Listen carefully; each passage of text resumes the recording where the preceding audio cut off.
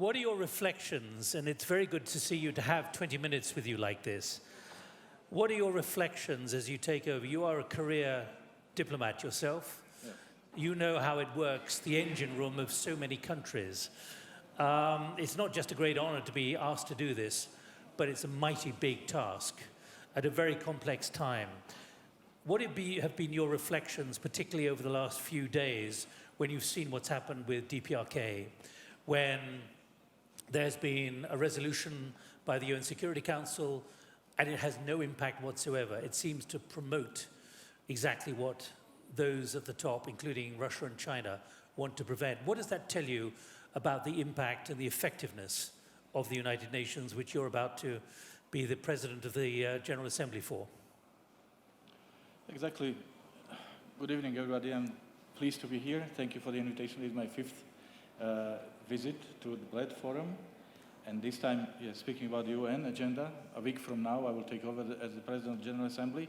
And I'm bringing into this job 30 years of my diplomatic experience, out of which I spent 7 years as a foreign minister, so which is a combination of the professional perspective, but also the political perspective. And this is what I'm trying to invest into the new job, with three principles that I consider very important. First, focus on people.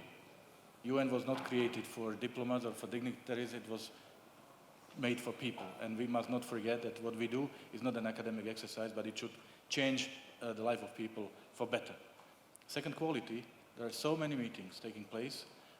Sometimes we are unable even to notice what was the subject and what was the outcome. So let's focus on every time we meet, we know what was agreed and we are able to move forward. And third, balance. UN is built on three pillars: peace and security, development, and human rights. So let's make sure that there is a balanced approach to all three issues. Now, UN is the most representative international organization, and the General Assembly is the unique forum with 193 member states, each of them having exactly the same vote. So it has the representativeness, and I wish to see it being not only the most representative, but also the most relevant forum, the place where we discuss the most important issues. I see way too often that whenever there is a problem, instead of resorting it to the Security Council, General Assembly, we create ad hoc formats with a limited legitimacy, would I say, and we usually fail solving these problems there. So we have my priority, number one, will be peace, and in particular prevention. Prevention on conflicts. Last year we spent $8 billion US on peacekeeping, very often in places where there is no peace left to be kept. I think we should do a better job in avoiding conflicts. And this brings me to answer your questions. It's diplomacy. So when DPRK is behaving extremely responsibly, the international community is exceptionally united.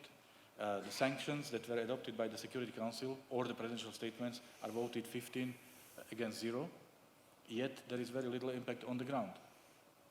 And therefore, we must not forget that sanctions are not the policy in themselves. Sanctions are policy instrument. But sanctions must be used to achieve our political goals. And the proper mean is diplomacy, engagement. So the combination of pressure, sanctions if needed, but also using diplomatic tools is the best way forward. I guess I'm also talking to you because of your long experience, both as a diplomat and also as a foreign minister. But what kind of atmosphere do you believe you are arriving in New York within? Because there's less respect for international law. We're seeing it happening, although Myanmar will have a particularly different view, remarkably with Aung San Suu Kyi apparently backing this. But it goes on. We could talk about Crimea. We could talk about so many other places where there's a disrespect for international law, sovereign rights, and the rule of law. And even, as I quoted to the Russian deputy foreign minister, even suspicions that a country like Russia is not respecting the INF Treaty. Now, I say that because in many ways the principles of the UN are sacrosanct in the way you've just said. But the reality is very tough. Yes. Very tough. And there are many who are abusing the rule of law and sovereign rights and everything that the UN holds dear. Yeah. There's clearly an atmosphere of expectations in the United Nations, and there is clearly a feeling of no business as usual. This will be the first General Assembly for the new Secretary General, the first General Assembly for the new US President, French President, who is also very active and visible on international scene. So there are expectations from this General Assembly. What we have to do is that we have to change the way we do things, because we all know what's the Einstein's definition of But do you think there's a will to do that? There is a growing understanding that we cannot continue like we do, because we fail. But there are those who exploit it actively, authoritarian nations. And look, there are high expectations when it comes to reforms, to changing the way UN operates.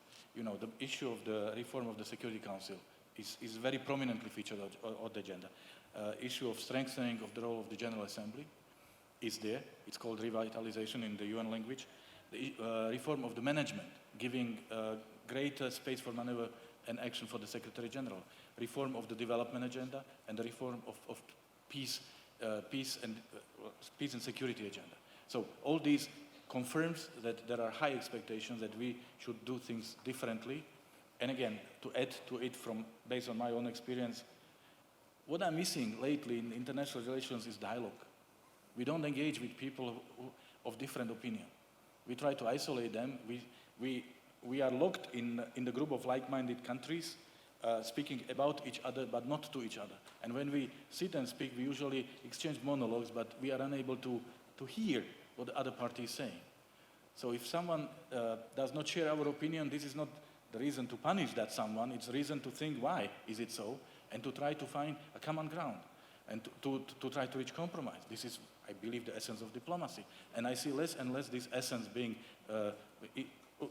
used in practice lately. So this is what we have to do different. But what I think I'm saying to you, Minister, is you can go with great ambitions, as Guterres did. And he, after all, had to predict the migration crisis in Europe, but no one took any notice, including here on the platform 2 years ago, because it was happening, but no one really wanted to believe that the IOM and the UNHCR forecasts and warnings were actually going to come true. And here you've got at the moment something like what's happening with the Rohingyas in Myanmar, where the Special Representative or the High Commissioner for Human Rights is not even given a hearing or allowed into the country.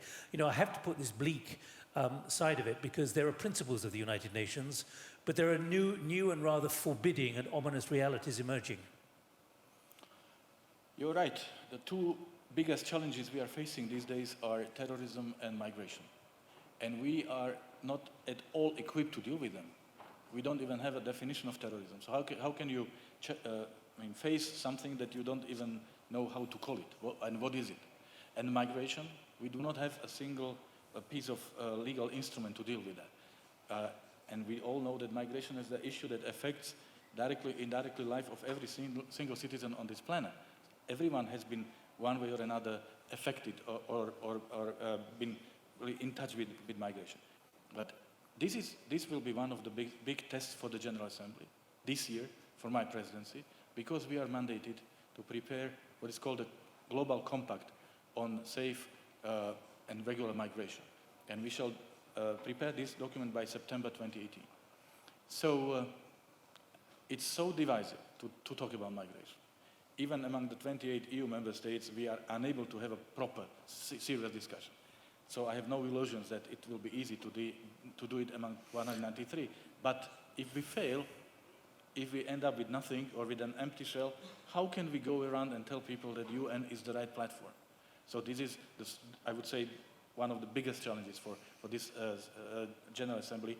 And I use the example of migration to show that we really have to work with the instruments at our disposal. If we see they are not fit for the 21st century, we shall change them. It's not an academic exercise. If a country does not comply, we shall confront that country. And we have mechanisms for that. What is missing is always the famous political will.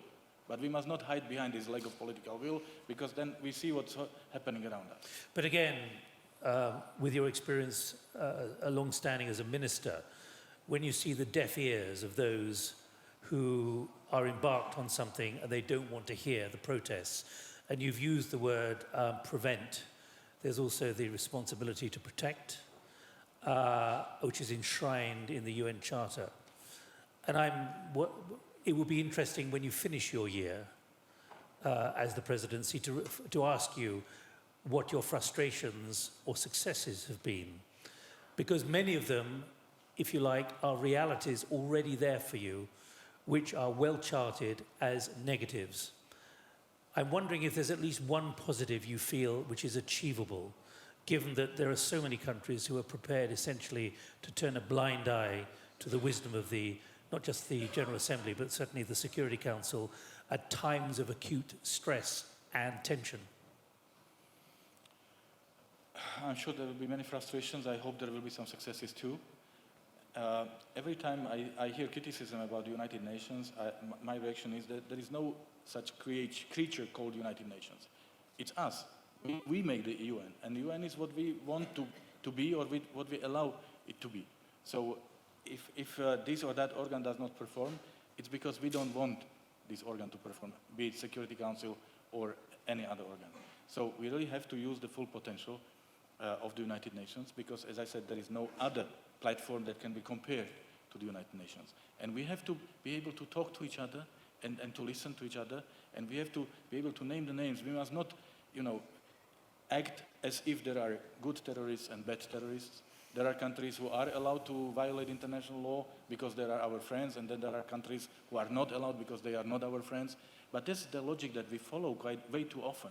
And then we must not be surprised that there are things we don't want to see, but the other part of the world does see them. And then we blame each other, and there is so much of this blame game, instead of really positive engagement or critical dialogue, but dialogue where one party is listening to the other.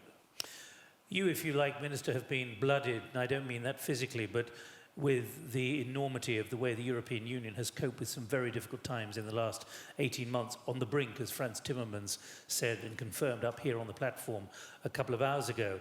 But when you look at the reality of how those, whether it be the 28 or the NATO nations, and that's your experience, exchange thinking on massive issues, major issues, like those from the East and elsewhere. And when you look at the new positions taken by Hungary, by Poland, by Turkey, Mogherini was very optimistic about there being at least a deal eventually for accession for the six in this part of the world. But the Visegrad Four has not been easy in the last few months. What are your reflections of the challenges of maintaining solidarity and cohesion in these difficult times of disruptions and unthinkables? I think we see a remarkable level of unity and cohesion of the EU 27 when it comes to Brexit negotiations. And that's very important, because everybody understands that this is a critical issue for the future of the European Union. Then, again, having been the foreign minister for the last 7 years, I must admit that there is a less willingness to reach or to achieve a common position than it was like 5 years ago. Now we see countries that are coming to the EU meetings with a clear goal not to agree, and believing that this makes them stronger back home. Of course, EU cannot operate like that. But at the same time, there are prejudices in the European Union. There are countries who are allowed to say no, and it's called national position. And there are countries who are not allowed to say no, because if they do say no, then it's called problem. So as united as we try to be, there is this paternalism with regard to the member states that have joined the European Union 2004 and later. Visegrad 4 has not imported any of the problems EU is facing. None of the problems was generated there. They are engine of the economic growth. We are a very successful regional group, regional cooperation, having all our own authentic, positive experience from our own transition, which we are willing to offer to those who are willing to follow and to listen. And yet, the image of the Visegrad Four has never been more negative in the European Union, because we had different opinion on some of the issues.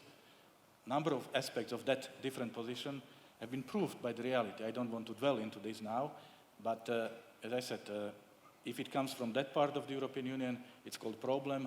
How dare you? You receive our money. How you think you may have a different opinion? So there is some reflection needed on by everybody in the European Final thought before you get on the plane. Has the Secretary General sort of said to you what it's like running the United Nations after 8 months? The Secretary General told me that he was campaigning for a different job than he got.